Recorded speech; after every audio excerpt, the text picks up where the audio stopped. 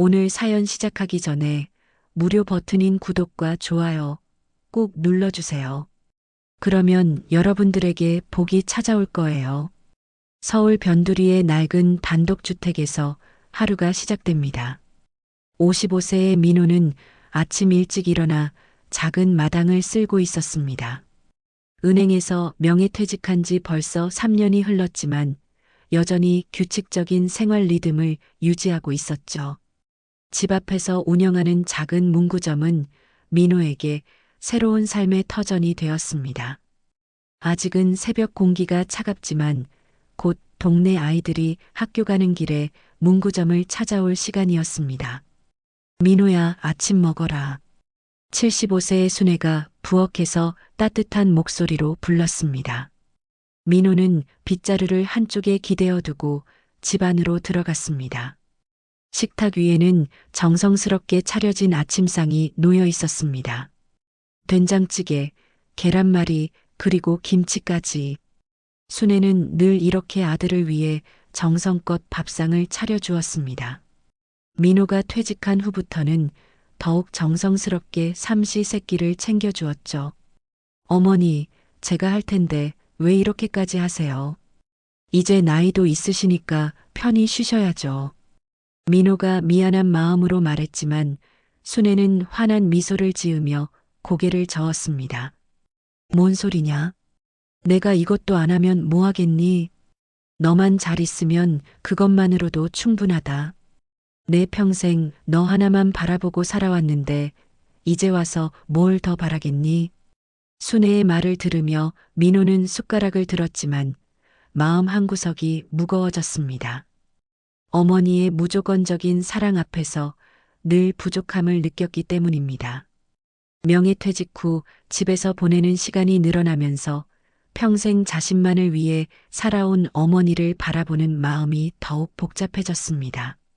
아버지가 일찍 돌아가신 후 홀로 자신을 키운 어머니의 희생을 생각하면 자신이 과연 그에 걸맞은 아들이었는지 의문이 들었습니다.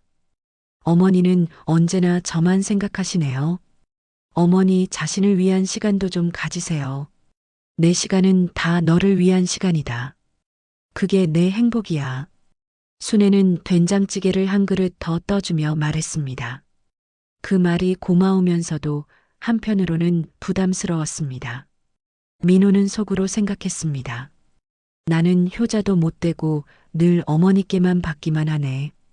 이런 생각이 들 때마다 자책감이 밀려왔습니다. 아침을 마친 후 민호는 문구점을 열었습니다. 동네 아이들이 학교 가는 길에 들러 연필이나 공책을 사가는 작은 가게였습니다. 아저씨 안녕하세요. 인사를 건네는 아이들을 보면 기분이 좋아졌습니다. 손님이 많지는 않았지만 민호에게는 소중한 일상의 일부였습니다.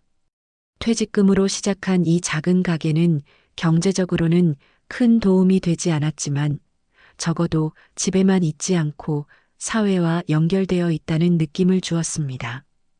가게 뒤쪽 의자에 앉아 장부를 정리하다 보면 종종 깊은 생각에 빠졌습니다. 창밖으로는 동네 사람들이 오가는 모습이 보였습니다. 젊은 부부가 아이 손을 잡고 지나가는 모습, 할머니들이 장바구니를 들고 시장을 가는 모습들이 평범하지만 따뜻해 보였습니다. 나는 정말 효자라고 할 수 있을까? 민호는 펜을 놓고 창밖을 바라보았습니다. 어머니는 평생 자신을 위해 희생해 왔습니다. 아버지가 일찍 돌아가신 후 홀로 민호를 키우며 살아온 순애의 삶은 오로지 아들을 위한 것이었습니다. 민호가 대학을 졸업하고 은행에 취직할 때까지 순애는 온갖 일을 다하며 아들을 뒷바라지했습니다. 그런 어머니 앞에서 민호는 늘 받기만 하는 아들이었습니다. 오후가 되자 동네 할머니 몇 분이 가게 앞에서 담소를 나누었습니다.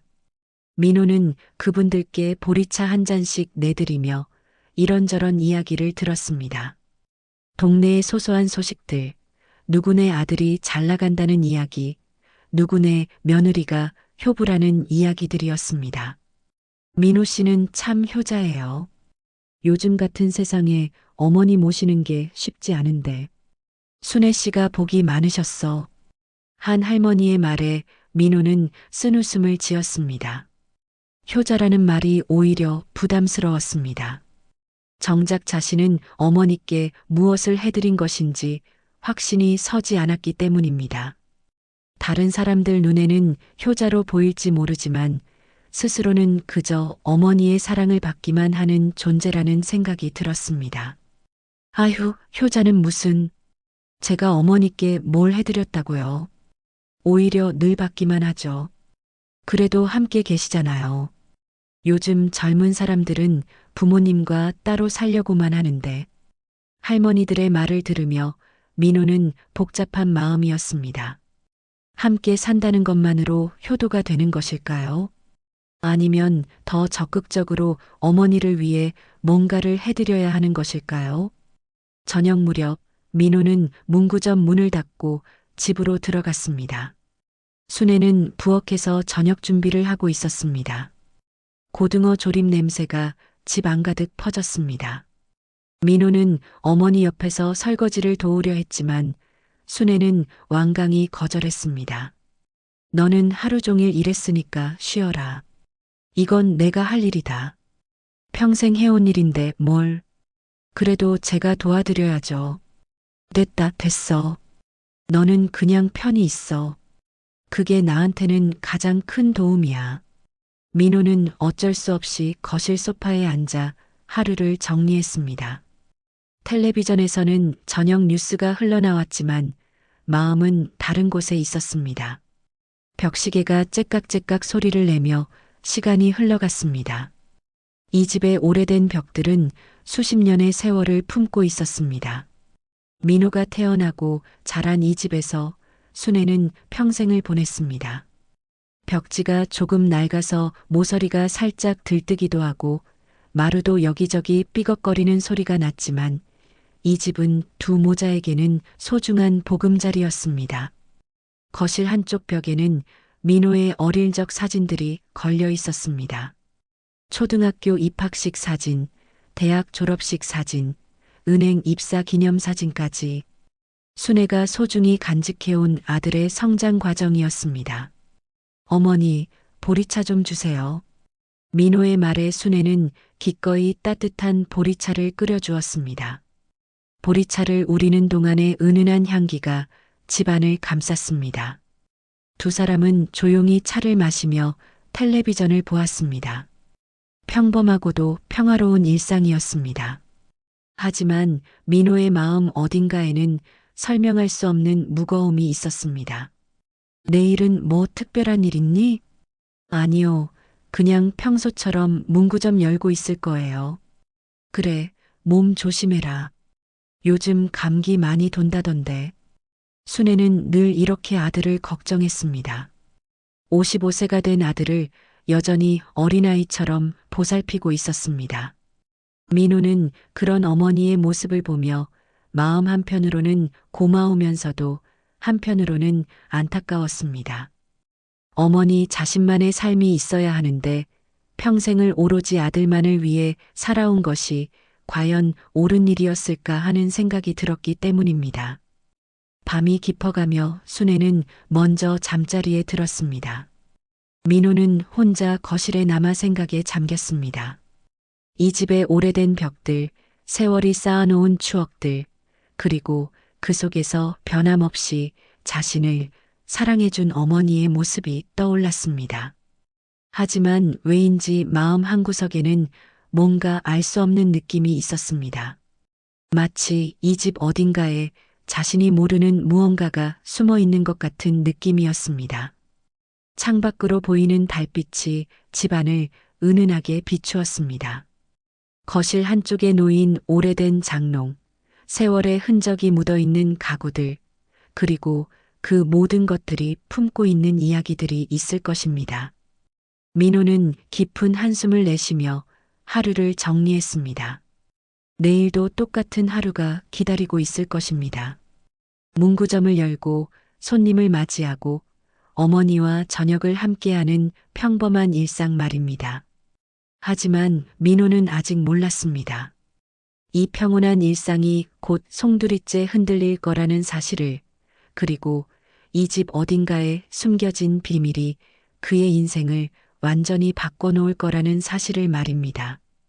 며칠 후 봄 기운이 완연해지면서 민호는 집안 대청소를 하기로 마음먹었습니다. 오래된 집이라 곳곳에 먼지가 쌓이고 특히 사용하지 않는 방들은 정리가 필요했습니다. 순애는 몸이 예전 같지 않다며 민호 혼자 하겠다고 했지만 어머니는 옆에서 이런저런 지시를 해주었습니다. 그 장롱 뒤쪽도 한번 치워봐라. 거기 먼지가 많이 쌓였을 거야. 민호는 어머니가 평생 사용해온 오래된 장롱을 조심스럽게 앞으로 끌어냈습니다. 묵직한 나무 장롱이 삐걱거리며 움직였고 뒤쪽에는 예상대로 먼지가 두텁게 쌓여 있었습니다. 청소기로 먼지를 빨아들이고 걸레질을 하는데 장롱 뒤편 틈새에서 뭔가 바스락거리는 소리가 났습니다. 어머니, 여기 뭔가 있는 것 같은데요. 민호가 손을 집어넣어 만져보니 두꺼운 봉투 같은 것이 느껴졌습니다. 조심스럽게 꺼내보니 오래된 갈색 봉투였습니다. 봉투 안에는 여러 장의 서류가 들어 있었습니다. 민호는 봉투를 들고 거실로 나와 순애에게 보여주었습니다. 어머니, 이게 뭐죠? 장롱 뒤에 있었는데요. 순애의 표정이 순간 굳어졌습니다. 평소에 보지 못했던 당황스러운 기색이 어머니의 얼굴에 스쳤습니다. 아, 그거. 그냥 옛날 서류들이야. 필요 없는 거니까 그냥 버려라. 하지만 민호는 이미 봉투를 열어보고 있었습니다. 안에는 주민등록 등본, 가족관계 증명서 같은 공문서들이 여러 장 들어 있었습니다. 모두 오래된 것들이었지만 보존 상태는 양호했습니다. 민호는 서류들을 하나씩 펼쳐보기 시작했습니다. 첫 번째 서류는 자신이 아는 내용과 일치했습니다. 부업슴 모 김순애, 자녀 김민호. 아버지가 일찍 돌아가셔서 불안에 없음이라고 적혀 있는 것도 당연했습니다. 하지만 다른 서류를 보는 순간 민호의 손이 멈췄습니다. 또 다른 주민등록 등본에는 전혀 다른 내용이 적혀 있었습니다. 부 김순애, 모 이명희, 자녀 김민호. 민호는 서류를 다시 한번 자세히 들여다보았습니다.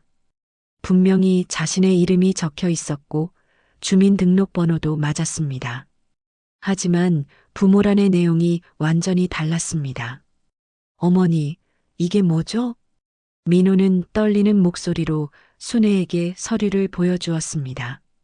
순애는 서류를 보자마자 얼굴이 하얗게 질렸습니다. 그건 잘못 만들어진 거야. 옛날에 동사무소에서 실수한 거라고. 실수라고요? 그런데 여기 보시면 이명이라는 사람이 제 모친으로 되어 있고 어머니가 부친으로 되어 있어요. 이게 어떻게 실수일 수 있죠? 민호의 질문에 순애는 대답을 피했습니다. 그저 서류를 빼앗으려고 손을 내밀 뿐이었습니다. 됐으니까 그냥 버려라. 오래된 서류 가지고 뭘 하겠니? 하지만 민호는 서류를 내주지 않았습니다. 뭔가 이상하다는 느낌이 강하게 들었기 때문입니다. 민호는 다른 서류들도 하나씩 살펴보기 시작했습니다. 그 중에는 더 오래된 가족관계 증명서도 있었습니다. 오래된 가족관계 증명서에는 김순애의 가족사항이 적혀 있었습니다. 부모님의 이름 그리고 형제자매란에는 여동생 이명이라고 적혀 있었습니다. 민호는 점점 혼란스러워졌습니다. 이명이라는 사람이 어머니의 여동생이라는 뜻이었습니다. 어머니, 이명이라는 분이 누구세요? 어머니 동생이라고 되어 있는데요. 순애는 더 이상 대답을 피할 수 없었습니다. 하지만 여전히 진실을 말하기를 망설였습니다. 그냥 옛날 일이야. 지금은 중요하지 않은 일이고. 중요하지 않다고요? 제 출생신고서에 이 사람이 제 어머니라고 되어 있는데 어떻게 중요하지 않다고 하실 수 있어요? 민호의 목소리가 점점 높아졌습니다. 평생을 함께 살아온 어머니가 뭔가 숨기고 있다는 것을 깨달았기 때문입니다.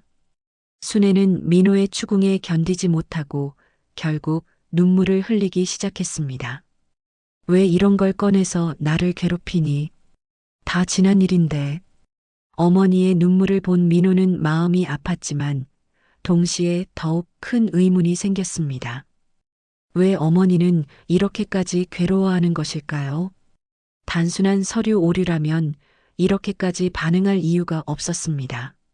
민호는 서류를 다시 한번 자세히 살펴보았습니다. 발행 연도를 보니 자신이 태어난 해에 만들어진 것이었습니다.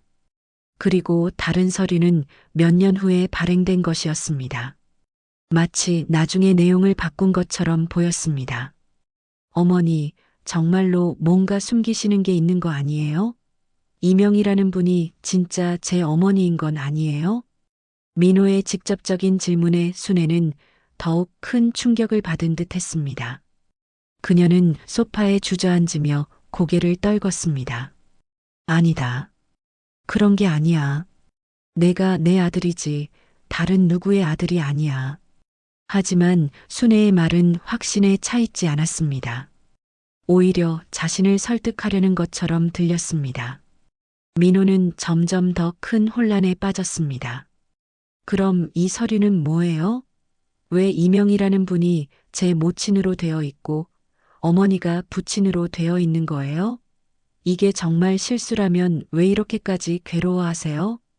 민호는 서류를 들고 어머니 앞에 앉았습니다. 순애는 눈물을 닦으며 민호를 바라보았습니다. 그 눈빛에는 말할 수 없는 비밀과 고통이 담겨 있었습니다. 민호야, 내가 알아서 뭐 하겠니? 다 지난 일이고 지금 우리가 이렇게 잘 살고 있는데. 어머니, 제발 말씀해 주세요. 저는 누구 아들인가요? 정말로 어머니가 낳으신 아들이 맞나요? 민호의 간절한 물음에 순애는 더 이상 견딜 수 없었습니다. 그녀는 얼굴을 두 손으로 가리고 흐느끼기 시작했습니다. 미안하다. 정말 미안하다. 하지만 나는 내가 내 아들이라고 생각했어.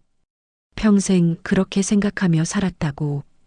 어머니의 말을 들은 민호는 머리가 멍해졌습니다. 세상에서 가장 확실하다고 생각했던 것이 흔들리기 시작했습니다. 자신이 누구인지, 어머니가 정말 어머니인지 모든 것이 불분명해졌습니다. 민호는 서류를 다시 한번 들여다보았습니다. 이명희.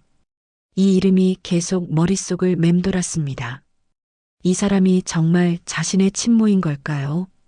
그렇다면 지금까지 자신이 알고 있던 모든 것이 거짓이었다는 뜻일까요? 어머니가 내 어머니가 아니라 누나라고? 그럼 내 진짜 어머니는 누구지? 민호는 속으로 중얼거렸습니다.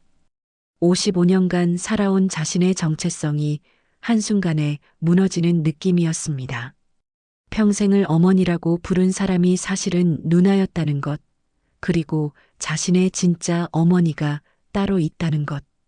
이 모든 것이 믿어지지 않았습니다. 거실 시계는 여전히 째깍째깍 시간을 알리고 있었지만 민호에게는 시간이 멈춘 것 같았습니다.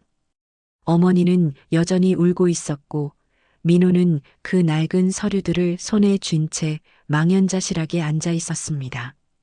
이 평범했던 대청소가 민호의 인생을 송두리째 바꿔놓을 줄은 그 누구도 예상하지 못했습니다. 장롱 뒤에 숨겨져 있던 비밀이 드디어 세상 밖으로 나온 것입니다. 그날 밤 민호는 잠을 이룰 수 없었습니다. 낡은 서류들을 침대 옆 탁자 위에 놓고 몇 번이고 다시 들여다보았습니다. 이명이라는 이름이 계속 머릿속을 맴돌았습니다. 순애는 저녁도 제대로 드시지 않고 방에 들어가 버렸고 집안은 무거운 침묵으로 가득했습니다. 다음 날 아침 민호는 문구점 문을 열지 않았습니다. 대신 오래전부터 연락을 끊고 지낸 친척들에게 전화를 걸기 시작했습니다. 먼저 아버지 쪽 친척인 큰아버지께 전화를 드렸지만 통화 중 이명이라는 이름을 언급하자 분위기가 어색해졌습니다. 민호야, 그런 옛날 일은 왜 들추니? 다 지난 일 아니냐? 큰아버지, 저는 정말 몰라서 그러는데 이명이라는 분이 누구신지 좀 말씀해 주세요. 그런 건 내 어머니한테 물어봐라. 내가 어떻게 알겠니? 큰아버지는 얼른 전화를 끊어버렸습니다. 민호는 당황했지만 포기하지 않고 다른 친척들에게도 연락을 시도했습니다. 하지만 결과는 마찬가지였습니다. 모두들 이상하게 말을 아끼거나 아예 대답을 피했습니다. 고모에게 전화를 걸었을 때도 비슷했습니다. 민호야, 너 왜 갑자기 그런 걸 물어보니? 고모, 혹시 이명이라는 분 아세요? 저희 가족과 관련이 있는 분 같은데요. 고모는 잠시 침묵하더니 조심스럽게 말했습니다. 그런 건 내가 알 필요 없는 일이야. 지금까지 잘 살았으니까 그냥 그대로 살아라. 하지만 고모, 저는 정말 알고 싶어요. 제 가족에 관한 일인데 제가 모를 수는 없잖아요. 민호야, 세상에는 모르는 게 나은 일도 있다. 너무 깊이 파지 마라. 고모마저 전화를 끊었습니다. 친척들의 이상한 반응을 보며 민호는 더욱 확신했습니다. 분명히 뭔가 큰 비밀이 있다는 것을 말입니다. 민호는 마지막으로 어머니 쪽 친척에게 연락을 시도했습니다. 순애의 고향은 경상도의 작은 시골 마을이었습니다. 거기에 순애의 형수인 외숙모가 아직 살고 계신다는 것을 기억해냈습니다. 오래전 아버지 장례식 때 본 이후로는 연락이 끊어졌지만 아직 연락처가 남아 있었습니다. 여보세요, 외숙모세요? 저 민호예요. 아이고, 민호야. 오랜만이다. 어쩐 일이니? 외숙모의 목소리는 다른 친척들과 달리 반가웠습니다. 민호는 용기를 내어 본론을 꺼냈습니다. 외숙모, 혹시 이명이라는 분 아세요? 전화기 너머로 외숙모가 깊은 한숨을 내쉬는 소리가 들렸습니다. 아, 그 이야기를 이제야 알게 됐구나. 네. 그럼 외숙모는 아시는 거예요? 민호야, 너 지금 어디 있니? 혹시 시간 되면 여기로 내려올 수 있겠니? 지금 가도 돼요? 응, 와라. 전화로는 할 수 없는 이야기다. 민호는 서둘러 집을 나섰습니다. 순애에게는 친척 집에 다녀오겠다고만 말했습니다. 순애는 불안한 표정으로 민호를 바라보았지만 말리지는 않았습니다. 고속버스로 3시간을 달려 외숙모가 사는 시골 마을에 도착했습니다. 오래간만에 보는 시골 풍경이 낯설기도 하고 그립기도 했습니다. 외숙모는 마을 입구에서 민호를 기다리고 있었습니다. 80세가 넘은 나이에도 정정하셨지만 표정은 무겁기만 했습니다. 민호야, 참 오랜만이다. 그런데 어쩌다가 그 이야기를 알게 됐니? 집 청소를 하다가 오래된 서류를 발견했어요. 거기에 이명이라는 분이 제 어머니로 되어 있더라고요. 외숙모는 민호를 집으로 데려가 차 한 잔을 끓여주었습니다. 그리고 조심스럽게 입을 열었습니다. 민호야, 정말 알고 싶으니? 네, 제발 말씀해 주세요. 외숙모는 깊은 한숨을 쉬더니 천천히 말하기 시작했습니다. 내가 태어났을 때 내 친엄마는 20살도 안 됐었어. 시집도 못 간 몸으로 아이를 낳았으니 그때는 지금과는 세상이 달랐다. 혼전 임신이라는 것 자체가 집안의 큰 수치였지. 민호는 숨을 고르며 외숙모의 말을 들었습니다. 그래서 어쩔 수 없이 집안 체면 때문에 언니인 순애가 내 엄마로 둔갑한 거야. 명희는 너를 낳고 나서 며칠 후에 집을 떠났고 순애가 너를 자신의 아들로 키우기 시작했지. 그럼 지금까지 제가 어머니라고 부른 분이 사실은 고모였다는 말씀이세요? 고모가 아니라 이모야.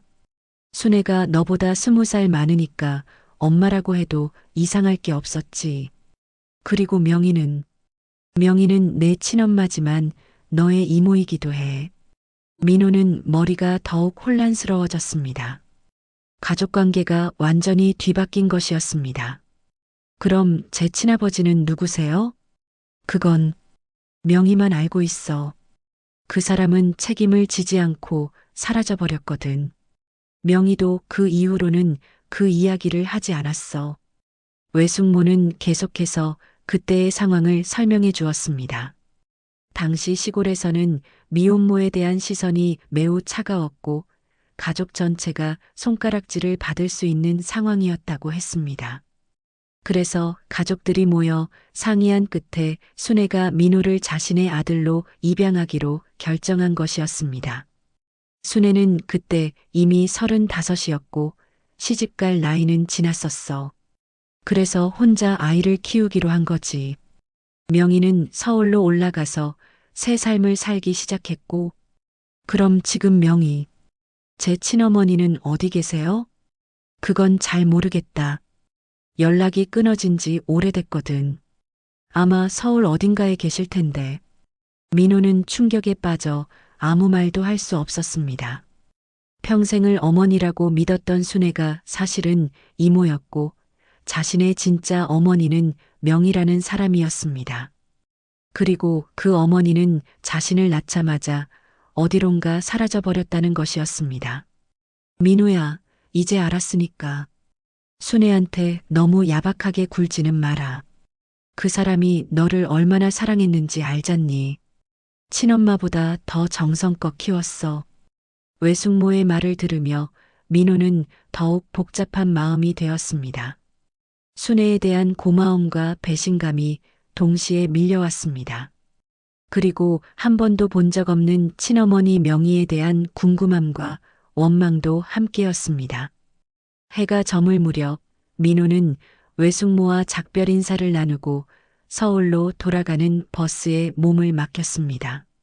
창밖으로 흘러가는 풍경을 보며 민호는 생각했습니다. 이제 자신은 누구인가? 순애의 아들인가? 명희의 아들인가? 아니면 그 둘 다인가? 버스 안에서 민호는 결심했습니다. 이제 명희를 찾아야겠다고. 자신을 낳아준 친어머니가 누구인지, 왜 자신을 버렸는지, 그리고 지금은 어떻게 살고 있는지 알아야겠다고 말입니다.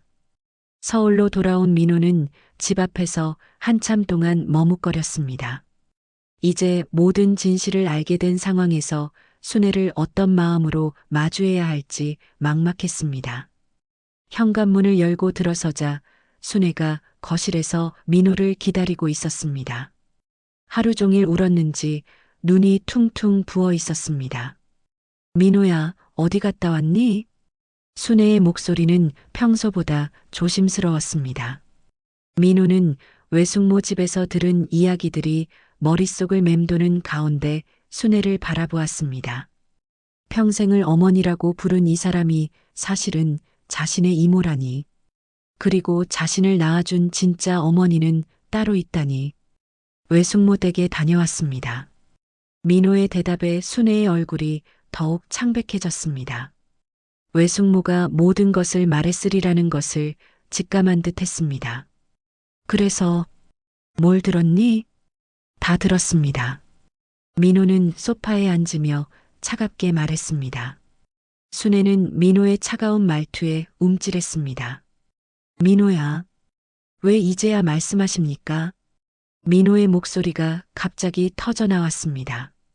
하루 종일 쌓였던 혼란과 분노가 한꺼번에 폭발한 것이었습니다. 55년 동안 저를 속이셨다는 말씀이세요? 제가 누구 자식인지도 모르게 하고 제 진짜 어머니가 누구인지도 숨기고. 민호야, 진정해라. 순애가 손을 내밀었지만 민호는 피했습니다. 진정하라고요? 어떻게 진정하라는 거예요? 제 인생 전체가 거짓이었다는데. 민호는 자리에서 일어나 거실을 이리저리 걸어 다녔습니다. 평생 살아온 이 집의 모든 것이 낯설게 느껴졌습니다. 순애는 눈물을 흘리며 고개를 떨궜습니다. 내게 진실을 말할 용기가 없었다. 널 낳은 건 내 여동생, 내 진짜 어머니 명희다. 하지만 명희는 그땐 너무 어렸고 널 키울 형편도 안 됐어. 그래서 내가 너를 아들로 삼았지. 아들로 삼았다고요? 민호는 그 말에 더욱 상처받았습니다. 마치 자신이 떠맡겨진 짐처럼 느껴졌기 때문입니다. 그럼 저는 뭐예요? 그냥 어쩔 수 없이 키운 남의 아이예요? 아니다. 그게 아니야. 순애가 격하게 부인했습니다. 너는 내가 낳지는 않았지만 내 마음속으로는 진짜 아들이었어. 평생 그렇게 생각하며 살았다고. 그렇게 생각했다면 왜 진실을 숨기셨어요? 왜 저에게 거짓말을 하셨어요? 민호의 질문에 순애는 더 이상 말할 수 없었습니다. 그저 눈물만 흘릴 뿐이었습니다. 그때는 어쩔 수 없었어. 명희가 혼자 아이를 키울 수는 없었고 세상 사람들의 시선도 있었고 그래서 내가 내 엄마가 되기로 한 거야. 그래서 명희라는 제 친어머니는 어디 갔어요? 저를 버리고 어디로 간 거예요? 순애는 잠시 망설이더니 천천히 입을 열었습니다. 명희는 서울로 왔어. 새로운 삶을 살기 위해서. 너를 낳고 나서 며칠 후에 집을 떠났지. 며칠 후에요? 민호는 충격을 받았습니다. 자신을 낳아준 어머니가 자신과 며칠밖에 함께 있지 않았다는 것이 믿어지지 않았습니다. 그럼 저는 태어나자마자 버려진 거네요. 버려진 게 아니야. 명희도 어쩔 수 없었어. 너를 사랑했지만 키울 수 없는 상황이었다고. 사랑했다고요? 며칠 만에 떠난 사람이 저를 사랑했다고요? 민호의 목소리에는 깊은 상처와 원망이 담겨 있었습니다. 자신을 낳아준 어머니에 대한 궁금함과 동시에 자신을 버렸다는 사실에 대한 분노가 복잡하게 얽혀 있었습니다. 민호야, 그 사람도 나름대로 사정이 있었어. 무슨 사정이 있었든 결국 저를 버린 거 아니에요? 그리고 어머니. 아니, 순애 씨도 그 사실을 55년 동안 숨겼잖아요. 민호가 어머니가 아닌 순애 씨라고 부르자 순애는 크게 충격을 받았습니다. 민호야, 나를 그렇게 부르지 마라. 그럼 뭐라고 불러야 해요? 이모라고 불러야 하나요? 순애는 가슴을 쥐고 주저앉았습니다. 평생을 아들이라고 생각하며 키운 민호에게 이런 말을 듣는 것이 견딜 수 없었습니다. 나는 너를 진짜 아들처럼 키웠어. 내 모든 걸 다 바쳐서 키웠다고. 그것도 거짓말이었잖아요. 진짜 아들이었다면 왜 진실을 숨겼어요?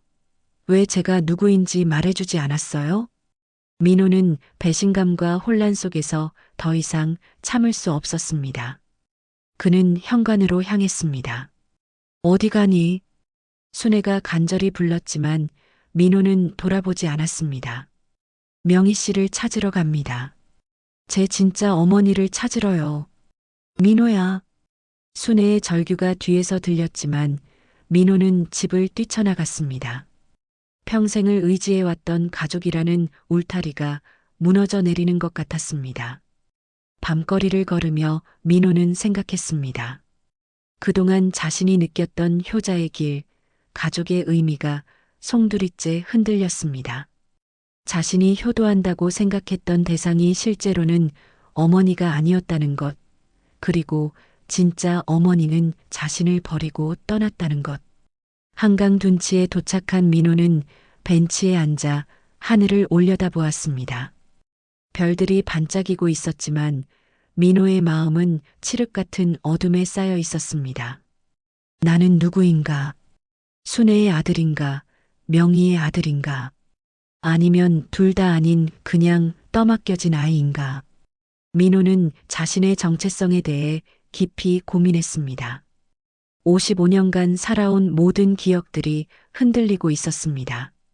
어머니라고 부른 사람, 집이라고 생각한 공간, 가족이라고 믿은 관계, 모든 것이 불확실해졌습니다. 휴대폰을 꺼내보니 순애에게서 온 문자가 여러 개 있었습니다. 민호야, 집에 들어와라. 이야기하자. 너를 정말 사랑한다. 낳지 않았어도 너는 내 아들이야. 제발 집에 들어와라. 걱정된다. 하지만 민호는 문자에 답하지 않았습니다. 지금은 누구의 말도 믿을 수 없었고 누구와도 대화하고 싶지 않았습니다. 새벽이 되어서야 민호는 집으로 돌아왔습니다. 순애는 거실에서 잠들어 있었고 식탁 위에는 차가워진 저녁이 그대로 놓여 있었습니다.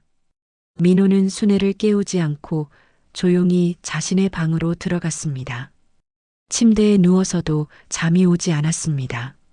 머릿속에는 온통 명이라는 이름만 맴돌았습니다. 자신을 낳아준 진짜 어머니.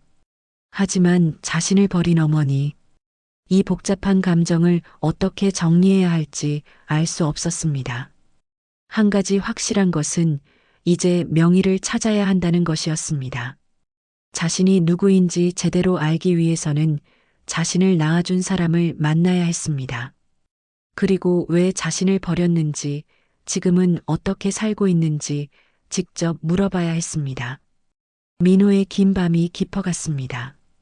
며칠 동안 민호는 명의를 찾기 위해 동분서주했습니다. 구청 민원실을 찾아가 주민등록 이력을 추적해보고 인터넷 검색도 해봤지만 쉽지 않았습니다. 개인정보 보호 때문에 공식적인 경로로는 한계가 있었고 70세가 된 명의가 인터넷상의 흔적을 남겼을 가능성도 희박했습니다. 순애와는 여전히 어색한 관계가 지속되었습니다. 같은 집에 살면서도 서로 대화를 피했고 식사 시간도 따로 했습니다. 순애는 민호에게 말을 걸어보려 했지만 민호는 차갑게 대했습니다. 그런 민호의 모습에 순애는 더욱 마음을 닫아버렸습니다. 일주일째 되는 날 민호는 다른 방법을 시도해 보기로 했습니다. 사설 탐정 사무소를 찾아간 것입니다. 강남의 한 빌딩에 있는 작은 탐정 사무소에서 중년의 탐정과 마주 앉았습니다. 이명이라는 분을 찾고 계시는 거군요.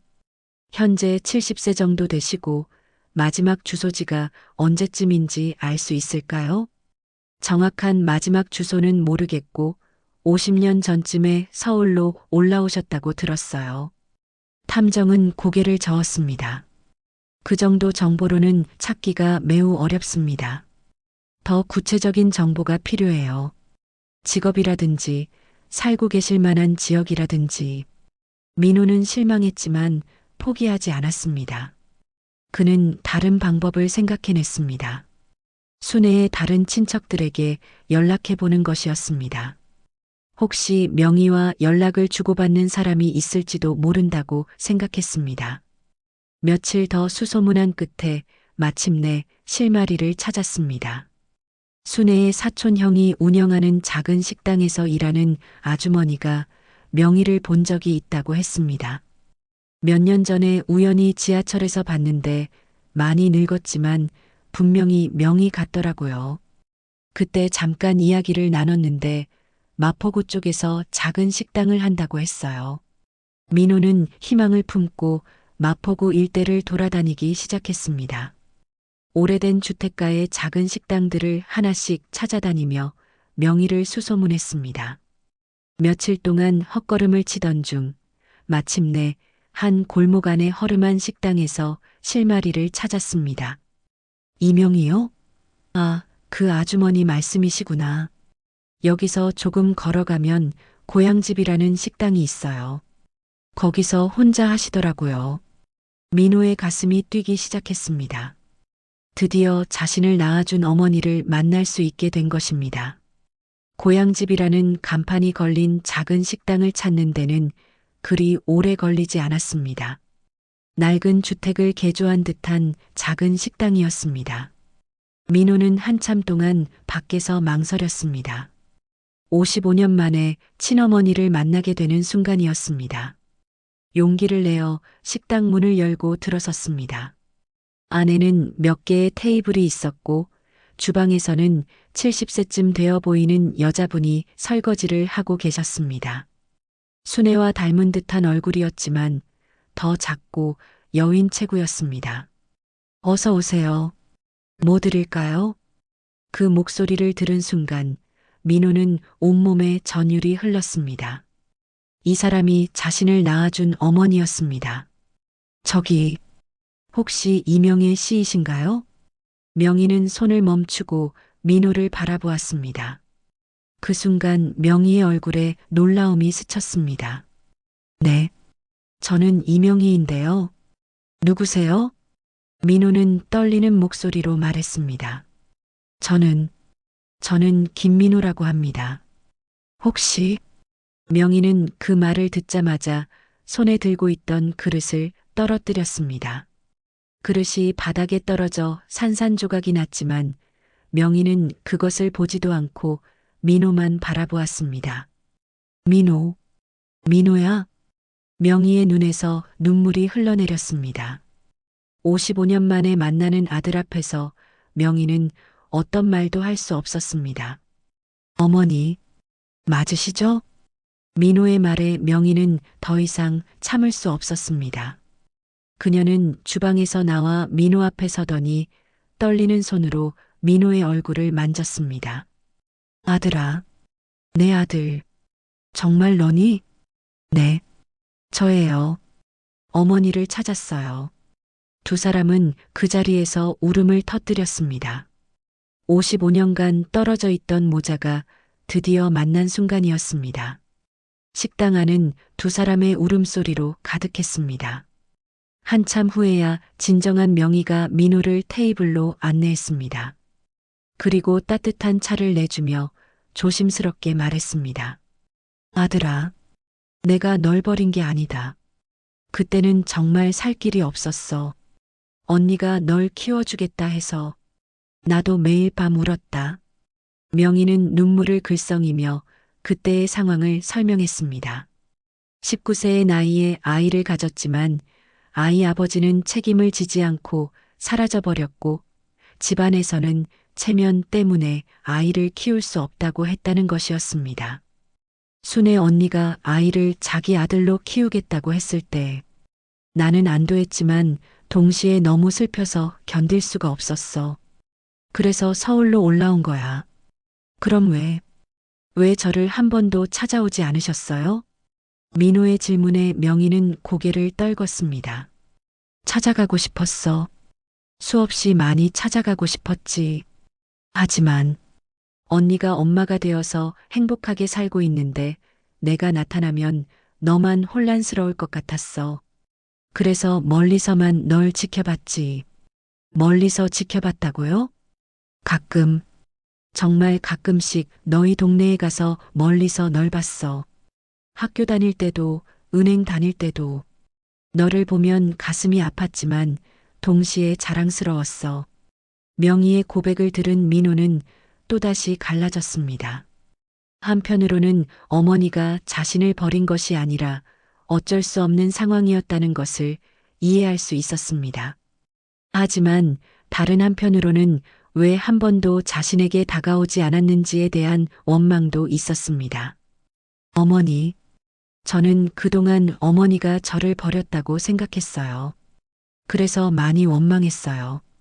미안하다. 정말 미안하다. 명희는 계속해서 사과했습니다. 하지만 민호는 더욱 복잡한 감정에 빠졌습니다. 그런데 순애 어머니는, 순애 이모는 저에게 거짓말을 했어요. 55년 동안 진실을 숨겼어요. 명희는 놀란 표정을 지었습니다. 순애가 그랬다고? 왜? 저도 몰라요. 제가 따져 물으니까 그제야 인정했어요.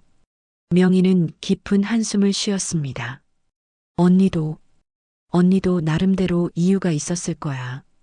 너를 진짜 아들처럼 키우면서 진실을 말할 용기가 없었던 것 같아. 민호는 두 여자 사이에서 혼란스러웠습니다. 하나는 평생 자신을 키워준 어머니 순애, 다른 하나는 피로 이어진 친모 명희. 그 두 사람의 눈물 앞에서 민호는 무너지고 있었습니다. 어머니, 저는 지금 너무 혼란스러워요. 누가 제 진짜 어머니인지, 누구를 어머니라고 불러야 하는지.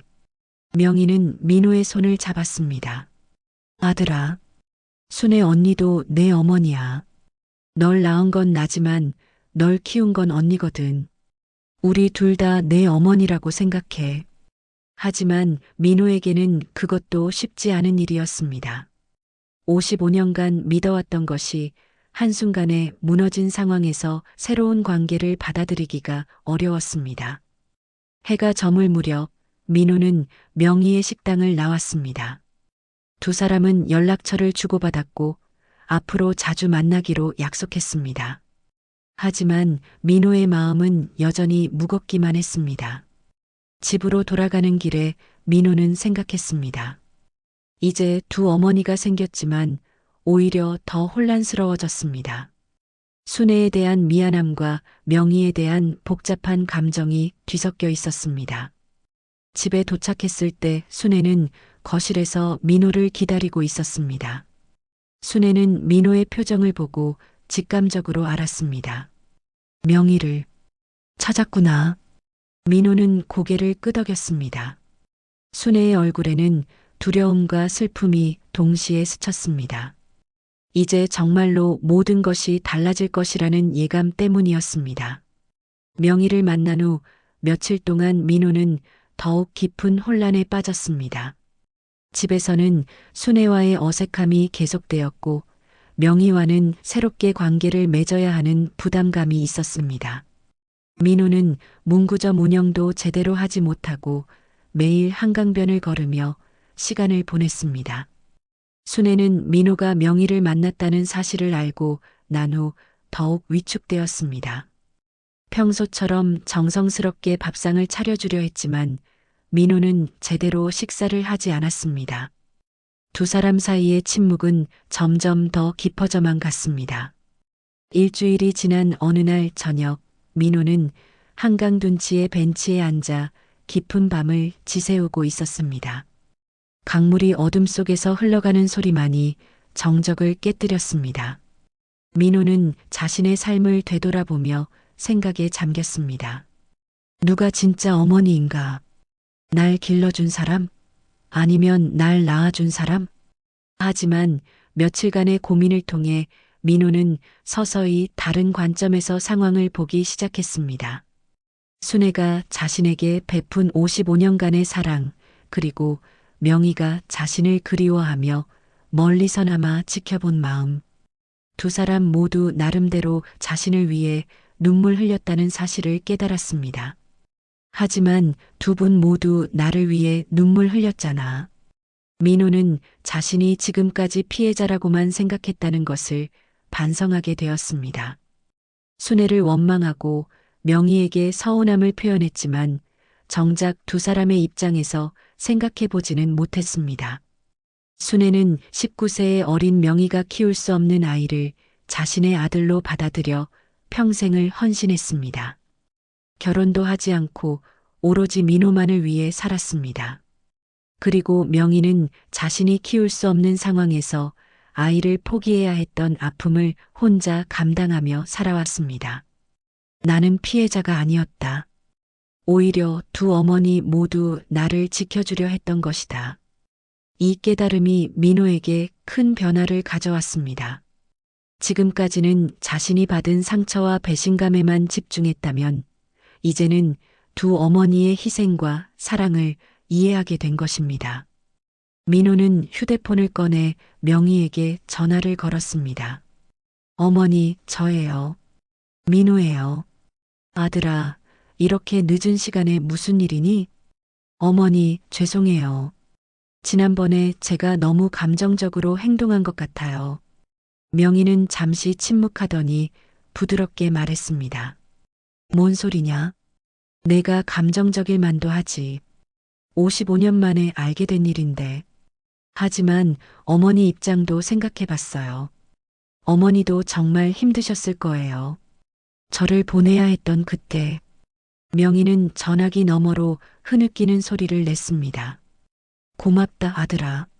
내가 그렇게 생각해줘서. 어머니, 내일 순애 이모와 함께 찾아가도 될까요? 세 사람이 함께 이야기해야 할 것 같아요. 명희는 잠시 망설이더니 동의했습니다. 그래, 그것도 좋겠다. 언니와도 이야기할 게 많으니까. 전화를 끊은 민호는 집으로 돌아갔습니다. 순애는 거실에서 잠들어 있었습니다. 소파에서 자고 있는 순애를 보며 민호는 마음이 아팠습니다. 75세의 나이에 소파에서 잠들 만큼 마음고생이 심했던 것입니다. 민호는 조용히 순애를 깨웠습니다. 어머니, 방에 가서 주무세요. 순애는 눈을 뜨며 민호를 바라보았습니다. 민호야, 너 들어왔구나. 네, 늦어서 죄송해요.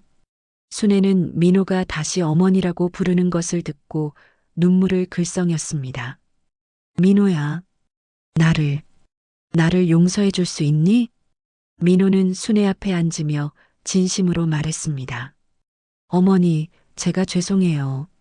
너무 감정적으로만 생각했어요. 어머니가 저를 위해 희생하신 55년을 생각하지 못했어요.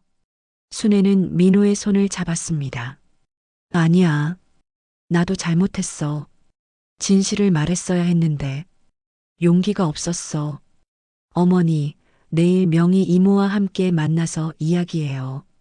이제는 숨길 것도 없고 세 사람이 솔직하게 이야기해야 할 것 같아요. 순애는 두려운 표정을 지었습니다. 명희와 함께? 네, 이제는 정말로 가족이 되어야 할 것 같아요. 진짜 가족으로요. 순애는 민호의 말에 깊이 생각에 잠겼습니다. 55년 동안 피해왔던 명희와의 만남이 두렵기도 하고 기대되기도 했습니다. 다음 날 오후 민호는 순애와 함께 명희의 식당을 찾았습니다. 55년 만에 다시 만나는 자매였습니다. 명희는 식당 문을 닫고 두 사람을 맞이했습니다. 언니, 명희야. 두 자매는 서로를 바라보며 눈물을 흘렸습니다. 오랜 세월 동안 쌓인 오해와 그리움이 한꺼번에 터져나온 것이었습니다. 민호는 두 사람을 테이블로 안내하며 말했습니다. 이제 우리 세 사람이 솔직하게 이야기해 보아요. 더 이상 숨길 것도 없고 서로를 원망할 이유도 없어요. 순애가 먼저 입을 열었습니다. 명희야, 미안하다. 내 아들을 빼앗은 것 같아서. 아니에요, 언니. 제가 감사해요. 제가 키울 수 없었던 민호를 이렇게 훌륭하게 키워주셔서. 두 자매는 서로에게 사과하며 55년간의 오해를 풀어나갔습니다. 민호는 그 모습을 보며 깨달았습니다. 이제는 내가 두 사람을 지켜야 한다. 민호는 처음으로 받기만 했던 아들에서 벗어나서 이제는 자신이 두 어머니를 보살펴야 한다는 각오를 다졌습니다. 55년간 받은 사랑에 대한 보답을 해야 할 때가 온 것입니다. 어머니들, 이제 우리가 진짜 가족이 되어요. 저는 두 분 모두 제 어머니라고 생각해요. 그리고 이제는 제가 두 분을 모시겠어요. 민호의 말을 들은 두 자매는 서로를 바라보며 미소를 지었습니다. 오랜 세월의 상처가 치유되는 순간이었습니다. 해가 저물어가며 세 사람은 함께 저녁을 먹었습니다. 명희가 직접 만든 음식을 함께 나누며 지난 55년간의 이야기들을 차근차근 나누었습니다. 웃음과 눈물이 교차하는 시간이었지만 세 사람 모두에게는 새로운 시작을 알리는 의미 있는 시간이었습니다. 민호는 그날 밤 집으로 돌아가며 생각했습니다. 자신이 얼마나 복받은 사람인지를 깨달았습니다. 한 번은 명희의 뱃속에서 태어났고 또 한 번은 순애의 사랑 속에서 다시 태어났습니다. 그리고 이제는 자신이 그 사랑을 이어갈 차례였습니다. 며칠 후 민호는 중요한 결정을 내렸습니다. 더 이상 각자 따로 만나는 것이 아니라 세 사람이 한자리에 모여 모든 것을 정리하고 새로운 시작을 하자는 것이었습니다. 민호는 순애와 명희에게 각각 연락하여 토요일 저녁에 집에서 만나자고 제안했습니다. 토요일이 되자 순애는 평소보다 일찍 일어나 집안 청소를 했습니다. 55년 만에 명희를 집으로 맞이하는 것이었기 때문입니다. 민호도 문구점을 일찍 닫고 집으로 돌아와 순애를 도왔습니다. 어머니, 너무 긴장하지 마세요. 이제는 가족이니까요. 그래도 명희가 우리 집에 오는 건 처음이야. 잘 대접해야지. 순애는 명희를 위해 특별한 저녁을 준비했습니다. 명희가 어릴 때 좋아했던 음식들을 기억해내어 하나씩 만들었습니다. 갈비찜, 미역국, 그리고 손으로 빚은 만두까지. 오후 6시 명희가 집 앞에 도착했습니다. 그녀는 꽃다발과 과일 바구니를 들고 왔습니다. 현관문을 열고 나온 민호를 보며 명희는 긴장한 표정을 지었습니다. 어머니, 어서 들어오세요. 고마워, 아들아. 언니는 어디 계시니? 안에 계세요. 어머니를 위해 특별히 음식을 준비하셨어요. 명희는 집 안으로 들어서며 주위를 둘러보았습니다. 민호가 자란 집, 순애가 평생을 보낸 공간이었습니다. 거실벽에 걸린 민호의 성장 사진들을 보며 명희는 복잡한 감정에 빠졌습니다.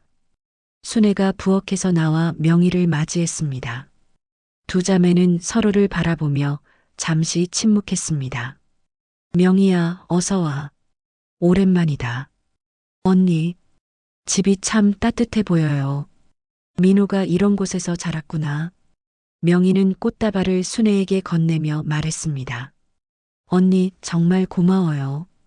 제가 못한 일을 언니가 다 해주셨네요. 순애는 꽃을 받으며 고개를 저었습니다. 뭔 소리야? 민호는 내 아들이기도 해. 당연한 일을 한 거지. 세 사람은 거실에 둘러앉았습니다. 처음에는 어색한 분위기였지만 민호가 대화를 이끌어가며 분위기를 부드럽게 만들었습니다. 우리 세 사람이 이렇게 한자리에 앉은 게 처음이네요. 순애가 준비한 차를 마시며 명희가 말했습니다. 민호야, 너는 정말 잘 자랐구나. 언니가 얼마나 정성스럽게 키우셨는지 알 수 있어. 명희 이모, 어머니께서 저를 위해 결혼도 안 하시고 평생을 바쳐주셨어요.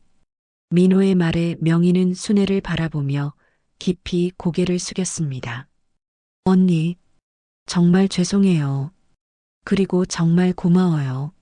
순애는 명희의 손을 잡았습니다. 됐다.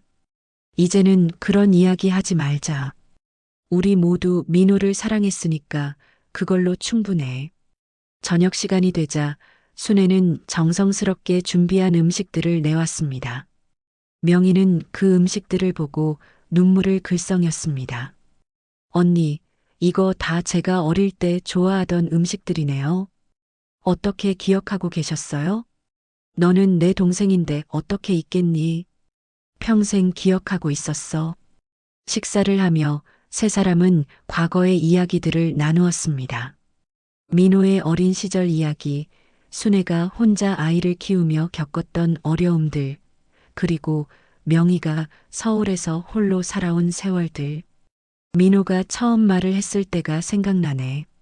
엄마라고 했는데 얼마나 기뻤던지. 순애의 이야기에 명희는 아쉬운 표정을 지었습니다. 저는 그런 순간들을 놓쳤네요. 첫걸음, 첫말, 입학식. 모든 걸 놓쳤어요. 명희 이모, 하지만 이제라도 늦지 않았어요. 앞으로는 함께해요. 민호의 말에 명희는 고개를 끄덕였습니다. 식사를 마친 후 세 사람은 다시 거실에 앉아 진지한 이야기를 나누었습니다. 민호가 먼저 입을 열었습니다. 두 분께 말씀드리고 싶은 게 있어요. 순애와 명희는 민호를 집중해서 바라보았습니다. 저는 이제 확실히 알겠습니다. 저를 낳아주신 어머니도 저를 키워주신 어머니도 두 분 다 제 어머니라는 것을요. 민호의 말에 두 여자는 눈물을 글썽였습니다. 55년 동안 저는 한 분의 사랑만 받고 살았다고 생각했는데 사실은 두 분의 사랑을 받고 살았던 거네요. 명희 어머니는 멀리서나마 저를 지켜보셨고 순애 어머니는 직접 저를 키워주셨죠. 순애가 떨리는 목소리로 말했습니다. 민호야, 너는 우리 둘 다의 아들이야. 그 누구도 그걸 부정할 수 없어. 명희도 고개를 끄덕이며 말했습니다. 맞아. 너는 내가 낳았지만 언니가 키웠어. 우리 둘 다 내 어머니야. 민호는 두 어머니 앞에서 깊이 고개를 숙였습니다. 두 어머니, 그동안 제가 철없이 굴어서 죄송했어요. 이제는 제가 두 분을 모시겠어요. 받기만 했던 아들이 아니라 이제는 제가 베푸는 아들이 되겠어요. 순애는 눈물로 떨리는 손을 내밀었습니다. 명희도 그 손을 잡았습니다. 그리고 민호는 두 사람의 손을 포개어 잡았습니다. 이제 우리는 진짜 가족이에요. 세 사람은 서로를 끌어안으며 울음을 터뜨렸습니다. 55년간의 오해와 그리움, 상처와 사랑이 모두 눈물과 함께 흘러나갔습니다. 긴 세월의 비밀이 드디어 완전히 드러나고 세 사람은 서로를 진정으로 이해하게 된 것입니다. 밤이 깊어가며 명희는 집으로 돌아가려 했습니다. 하지만 순애가 만류했습니다. 명희야, 오늘은 여기서 자고 가. 예전처럼 우리 자매가 함께 자자. 명희는 잠시 망설이다가 고개를 끄덕였습니다. 그럴게요, 언니. 정말 오랜만에 언니와 함께 밤을 보내고 싶어요. 민호는 두 어머니가 함께 이야기하는 모습을 보며 마음이 따뜻해졌습니다. 이제 정말로 가족이 된 것 같았습니다. 그날 밤 민호는 자신의 방에서 깊은 잠에 빠졌습니다. 오랫동안 마음을 짓눌렀던 무거운 짐을 내려놓은 것 같은 편안함이었습니다. 옆방에서는 두 자매가 밤새 이야기하는 소근거리는 소리가 들려왔습니다. 55년 만에 진정한 가족 상봉이 이루어진 밤이었습니다. 몇 달이 흘렀습니다. 민호의 문구점은 이제 완전히 다른 모습으로 변해 있었습니다. 가게 한쪽에는 순애가 앉을 수 있는 작은 의자와 테이블이 놓여 있었고, 다른 한쪽에는 명희가 손님들에게 내어줄 차와 간단한 간식을 준비할 수 있는 공간이 마련되어 있었습니다. 아침 일찍 문구점 문을 여는 것은 여전히 민호의 몫이었지만 이제 혼자가 아니었습니다. 순애는 카운터 옆에 앉아 장부 정리를 도와주고 명희는 오전 중에 나와서 손님들에게 따뜻한 차나 커피를 내어주었습니다. 할머니, 오늘도 왔어요. 동네 초등학생들이 학교에서 돌아오는 길에 문구점에 들러 순애와 명희에게 인사를 했습니다. 아이들에게 두 어머니는 이제 친근한 할머니가 되어 있었습니다. 그래, 우리 예쁜 아가들. 오늘 학교는 어땠니? 순애가 아이들에게 물으면 명희가 미리 준비해둔 따뜻한 우유나 과자를 하나씩 나누어 주었습니다. 아이들은 두 할머니의 정성에 감사하며 밝게 웃었습니다. 민호 아저씨는 참 행복하겠어요. 할머니가 두 분이나 계시니까요. 한 아이의 말에 민호는 웃으며 대답했습니다. 그럼 아저씨가 세상에서 가장 행복한 사람이야. 오후 시간에는 동네 어르신들이 문구점 앞 벤치에 모여 담소를 나누곤 했습니다. 순애와 명희도 그 자리에 함께하며 동네 사람들과 친해졌습니다. 처음에는 두 어머니의 관계를 궁금해하던 사람들도 이제는 자연스럽게 받아들였습니다. 순애 씨, 명희 씨, 형제지간에 이렇게 사이좋게 지내는 거 보기 좋아요. 동네 사람들은 두 사람을 자매로 알고 있었고 굳이 복잡한 설명을 할 필요는 없었습니다.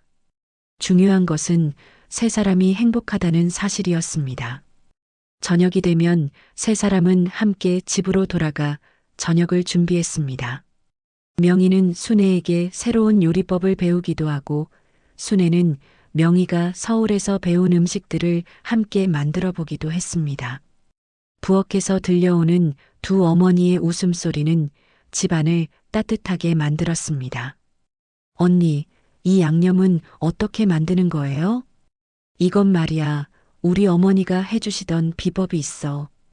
두 자매는 어릴 적 이야기부터 시작해서 지난 55년간의 세월을 차근차근 메워나갔습니다. 서로 다른 길을 걸어왔지만 결국 같은 목적지에 도착한 것 같은 느낌이었습니다. 어느 일요일 오후 민호는 가게 앞에서 지나가는 아이들을 보며 속으로 중얼거렸습니다. 나는 2번 태어난 셈이지. 한 번은 어머니의 뱃속에서, 또 한 번은 어머니의 희생 속에서. 이제 민호는 자신의 인생을 완전히 다른 시각으로 바라보고 있었습니다. 55년간 받기만 했던 사랑에 대한 죄책감 대신 그 사랑을 이어가야 할 책임감을 느꼈습니다. 그리고 이제는 내가 이 사랑을 이어갈 차례다. 민호는 매일 아침 2 어머니의 건강을 살피고 불편한 것은 없는지 확인했습니다. 순애의 혈압약을 챙겨드리고 명희의 무릎이 아프다고 하면 병원에 모셔다 드렸습니다. 예전에는 받기만 했던 관심을 이제는 베풀고 있었습니다. 문구점 운영도 예전보다 더 열심히 했습니다.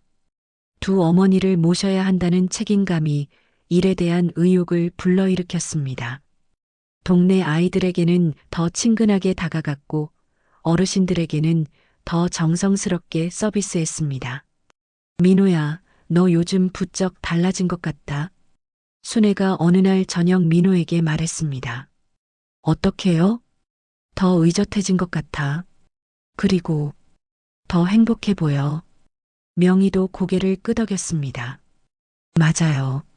예전에는 뭔가 무거운 짐을 진 것 같았는데 지금은 훨씬 가벼워 보여요. 민호는 웃으며 대답했습니다. 정말 그래요. 이제야 제가 누구인지 확실히 알게 됐으니까요. 그리고 제가 해야 할 일도 분명해졌고요. 무슨 일? 2 어머니를 행복하게 해드리는 일이요. 민호의 말에 순애와 명희는 서로를 바라보며 미소를 지었습니다. 계절이 바뀌어 가을이 되었습니다. 문구점 앞 가로수들이 노랗게 물들어가는 모습을 보며 민호는 생각했습니다. 변화라는 것이 꼭 나쁜 것만은 아니라는 것을 배웠습니다. 때로는 고통스러운 진실이 더 큰 행복을 가져다 줄 수 있다는 것도 깨달았습니다. 문구점 손님 중에는 젊은 엄마들도 많았습니다. 아이와 함께 와서 학용품을 사가는 엄마들을 보며 민호는 특별한 감정을 느꼈습니다. 아가야, 연필은 이걸로 하자. 할머니가 좋은 걸로 골라주셨네. 순애가 아이에게 연필을 건네주며 말하면 명희가 옆에서 아이의 머리를 쓰다듬어 주었습니다. 공부 열심히 해야 해. 그래야 엄마가 기뻐하셔. 이런 모습을 볼 때마다 민호는 가슴이 벅찼습니다. 2 어머니가 자신에게 해주던 그 사랑을 이제는 다른 아이들에게도 나누어 주고 있는 것이었습니다. 어느 날 저녁 3사람은 거실에 둘러앉아 차를 마시며 이런저런 이야기를 나누고 있었습니다. 민호야, 너 덕분에 우리가 이렇게 함께 살 수 있게 됐네. 명희의 말에 순애도 고개를 끄덕였습니다. 그러게. 민호가 용기를 내서 진실을 찾아내지 않았다면 우리가 언제까지 각자 살았을까? 민호는 고개를 저었습니다. 아니에요. 제가 한 게 아니라 2 분이 저를 위해 희생하신 덕분이에요.